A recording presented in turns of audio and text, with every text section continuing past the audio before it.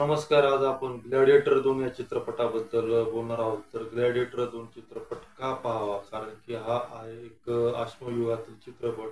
अश्मयुगातील म्हणजे मानवाची ज्यावेळेस उत्क्रांती होत होते, त्यावेळेस तो एकमेकांवर कसं राज्य करायचं हेच स्वप्न पाहत असतो आणि मग राज्य केल्यानंतर ज्या ज्या घडामोडी आहेत की बाबा एखादा प्रदेश जिंकला तर मग तिथली लोक ते जे काय बंदी बनवून आणायचे, तर त्यातले जे शूरवीर जे लढाकू होते, तर त्यांना एका एक त्यांनी मैदान बनवलेलं असते, तर त्याच्यात ते त्यांचे साहसी खेळ म्हणजे तो त्याचा मृत्यू नक्कीच हे गणित समीकरणाने ते खेळत असतात. तर जगण्या मरण्याची लढाई त्याच्यातून मग पुढे काय निष्कर्ष लागतो, तर हा या सर्वांचा प्रवास हा चित्रपट आहे.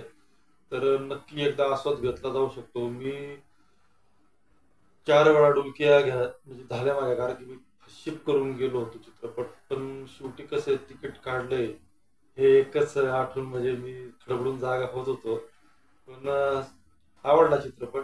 आणि त्याच्यानंतर एक वर्तमानपत्रात सुद्धा त्याची एक बातमी पाहून इतिहास व्यवस्थित समजला की बाबा काय आहे ती नेमकी भूमिका.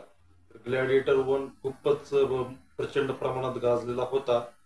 तर त्या मानाने हा कसा तुम्हाला वाटला, तर हे नक्की तुम्ही प्रतिक्रिया करा आणि अशाच नवनवीन चित्रपटांच्या समीक्षेसाठी आपलं निखिल